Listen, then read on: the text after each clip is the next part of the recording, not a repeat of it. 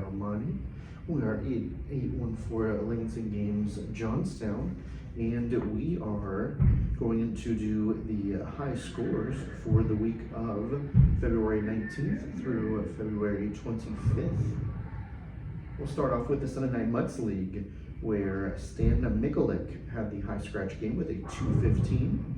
Other nice games by Brian Klein with a 209 and Maureen Taylor with a 206.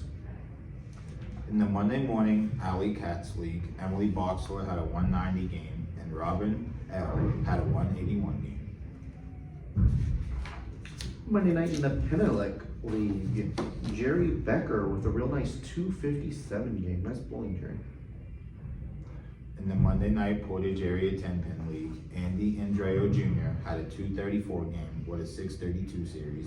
Red M had a 224 game, and Bob Brown had a 213 game.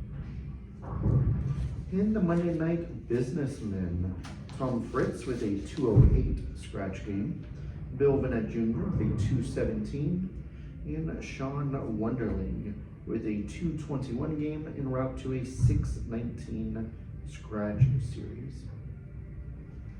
In the Tuesday morning Dogwood Hits League, Mary Jo Hawkinsmith, Sheila Freeman, and Joanne Bono all had a 161 game, but it was Mary Jo Hawkinsmith with the highest series, which was 428.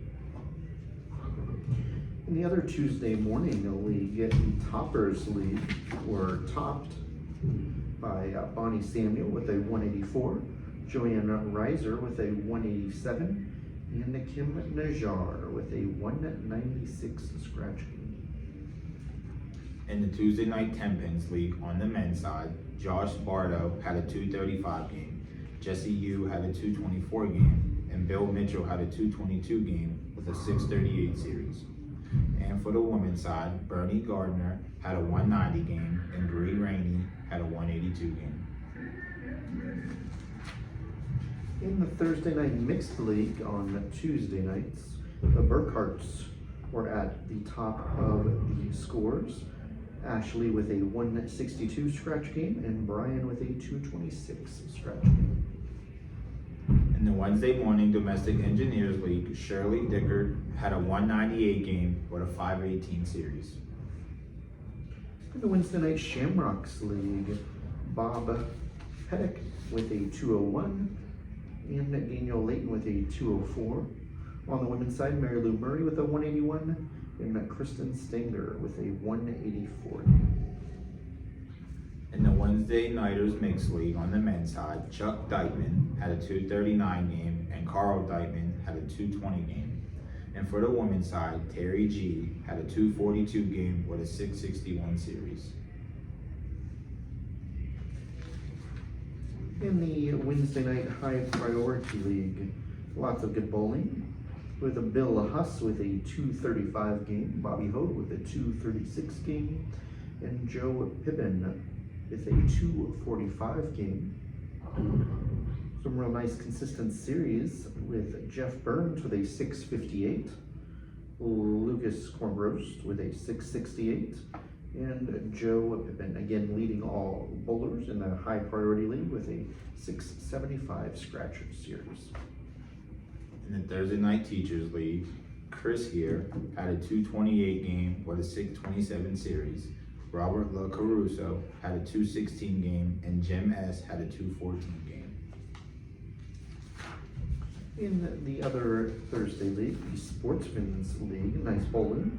Josh Bardo with a 235 game, 608 series.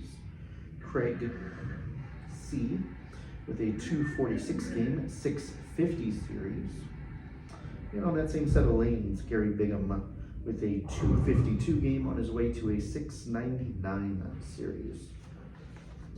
In the Friday Night Men's League, Larry Beamer Jr. had a 288 game with a 730 series. Travis S. had a 274 game with a 629 series.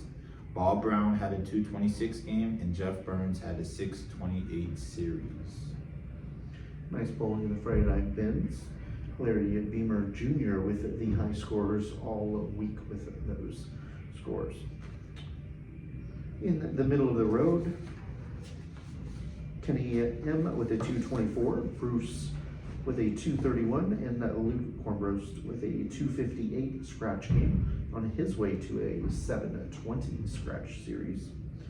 On the women's side, Teresa M with a 202 to lead those bowlers.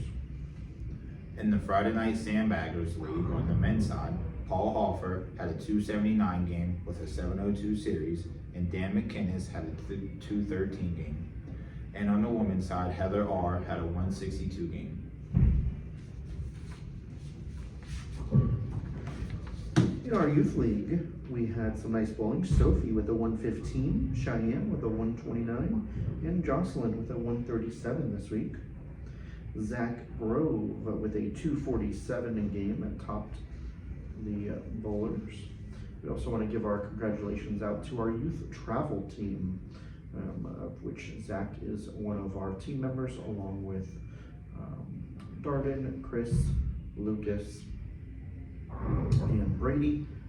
Those bowlers, after winning their division, taking first place, went on to the regionals, and that took third place out of all of the regional teams in the Western state.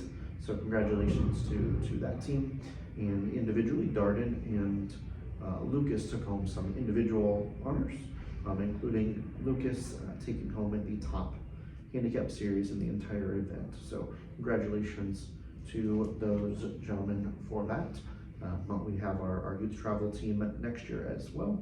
And anybody that bowls in a league with us at 814 Lanes and Games is eligible to participate in that. There are scholarship opportunities. We have announced our summer bowling league, so you can find those at 814lanesandgames.com/leagues, where you can always find a quick link to see your updated standing sheets, which becomes more important over these next couple of weeks as we get into the playoffs. So you can always find the standing sheets linked off of that page, as well as our opportunities for our summer leagues. Until we see you next week, good luck and high scores.